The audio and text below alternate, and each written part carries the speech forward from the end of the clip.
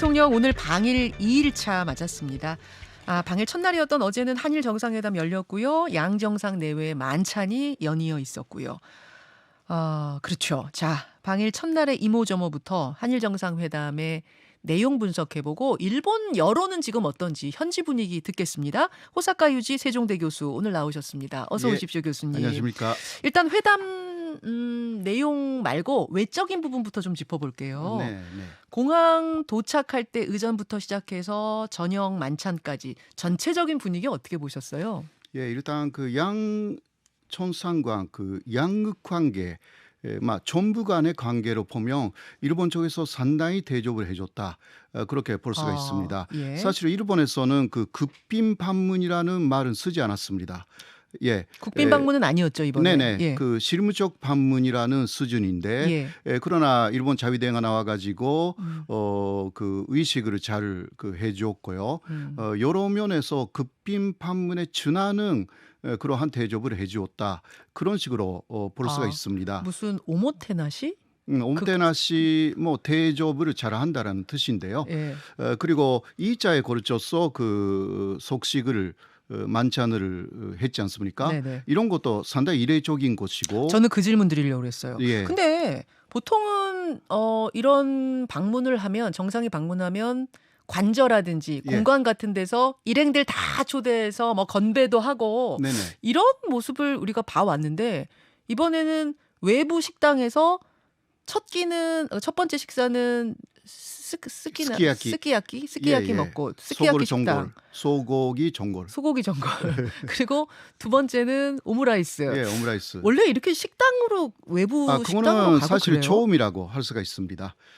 일단 그 아베 전 총리가 트럼프 대통령을 조정했을 때 예. 햄버거로 점심을 데웠지 않습니까? 트럼프 햄버거 맞아요. 예. 그러네요. 예, 네. 그러나 그 트럼프 햄버거도 트럼프 대통령이 좋아한다고 하니까 네. 예, 아주 특주의 굉장한 그 소고기가 들어가 있는 예, 특수 햄버거. 예, 아주 굉장히 비싼 햄버거를 특별하게 주문해서 예. 그렇게 그 상대방의 그 기호에 맞췄다. 그런 게 좀 있었고요. 예. 그리고 푸틴이 일본을 갔을 때도 예. 외부로 나가서 예. 좋은 데서 식사 자리를 마련했습니다. 그럼 일본에서는 이런 식의 대접이 종종 대접이, 있군요. 예, 가끔 있는데 그러나 이 자에 걸쳐서라는 것은 사실상 저도 처음 들어본 내용이다. 2차는 처음이에요. 예.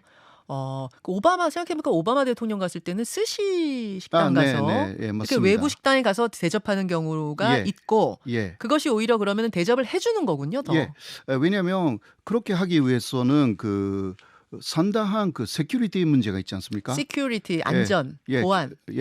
그 경호 문제가 따르기 때문에 비용도 많이 들어가고 굉장한 그 인력을 동원해야 합니다.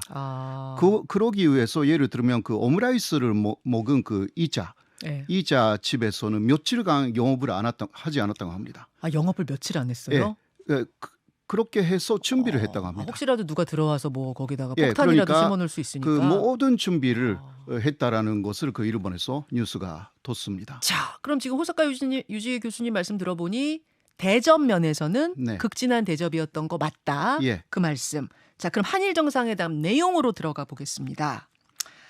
일제 강제징용 피해자들에 대한 배상금은 우리나라 재단에서 지급한다.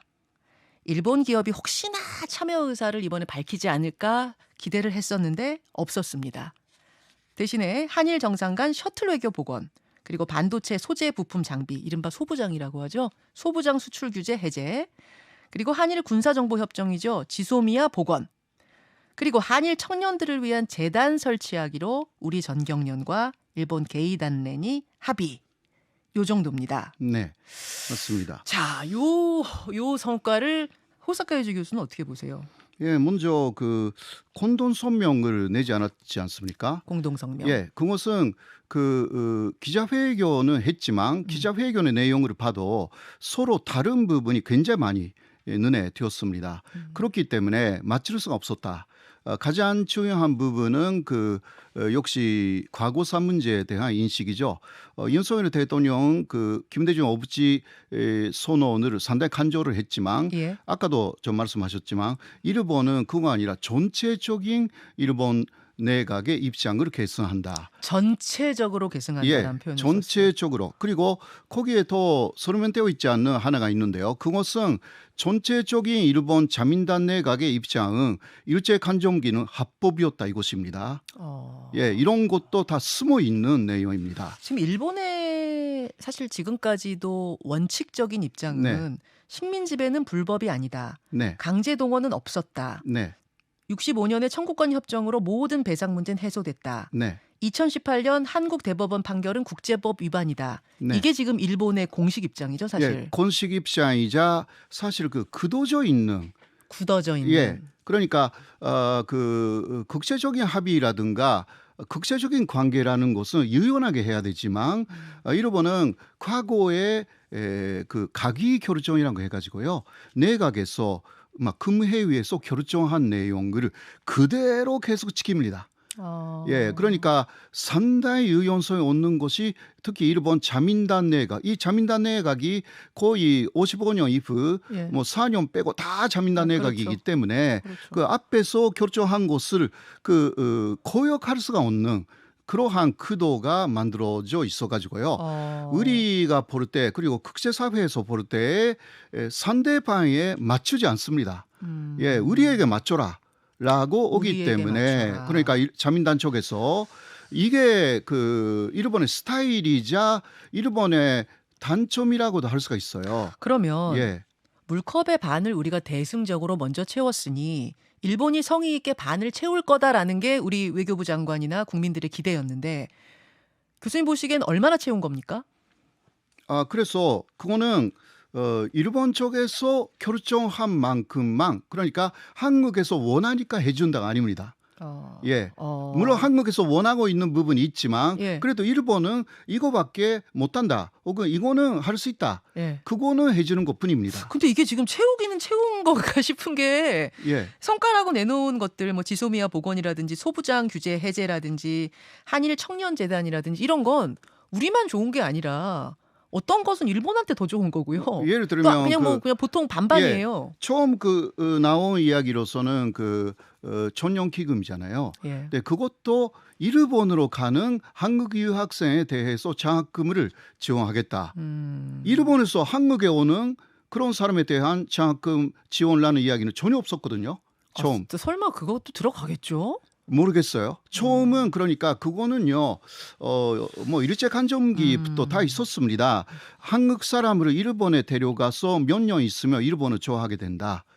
그러니까 친일파 양성 계획이라는 게 일제 간점기부터 있었습니다. 친일파 양성 계획. 그러니까 특히 일제 간점기는 선생님들을 많이 데려갔어요, 일본에. 그래요. 네, 상당히 일본의 안좋은 생각을 갖고 있는 선생님들도 그러니까 당시는 보통 학교에서 그 학생들을 가르치잖아요.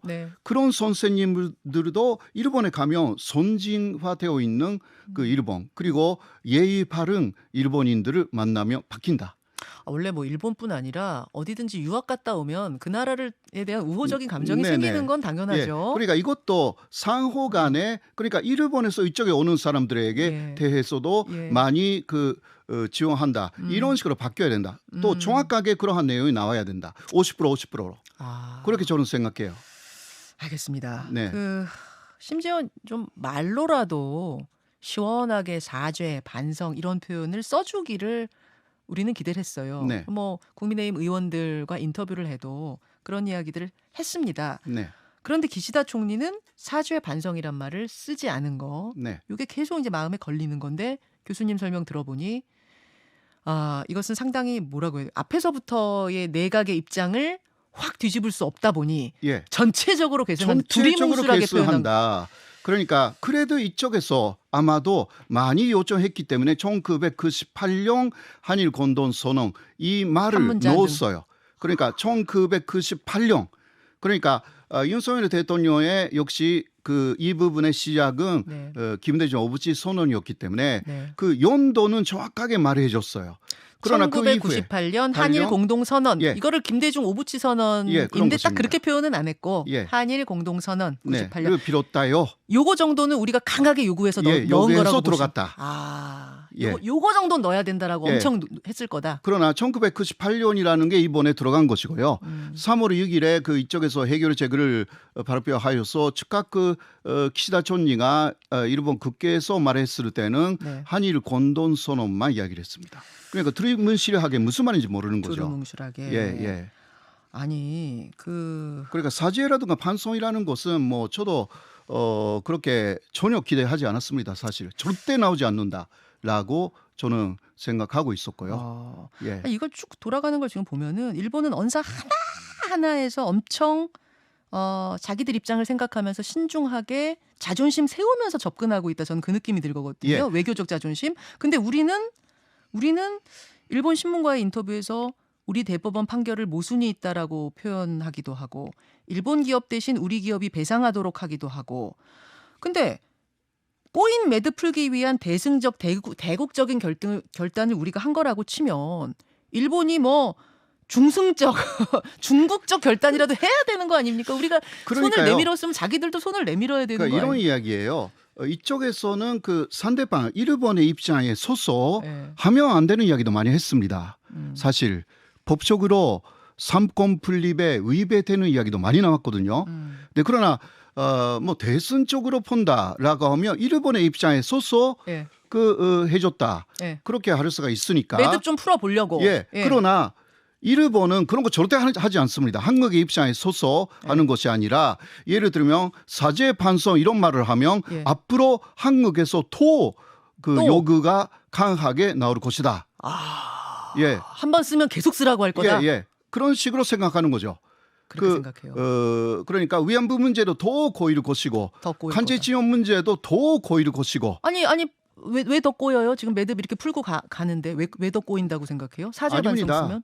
그러니까 이번에 제3자 변제도 크게 말하지 않고 있는 문제점이 굉장히 있는 거죠. 이것은 일본 극우가 계속 주장하고 있습니다. 여기에는 가해자의 동의도 필요하다. 그러니까 일본 기업에. 그거는 없는 상황에서 이것을 왜 할 수가 있겠느냐. 예. 그리고 피해자들이 너무나 반대하고 있는데 예. 그러니까 이것은 유야무야하게 넘어가려고 하기 때문에 오히려 이런 식으로 그냥 이거 일본 자민당 극우의 입장인데요.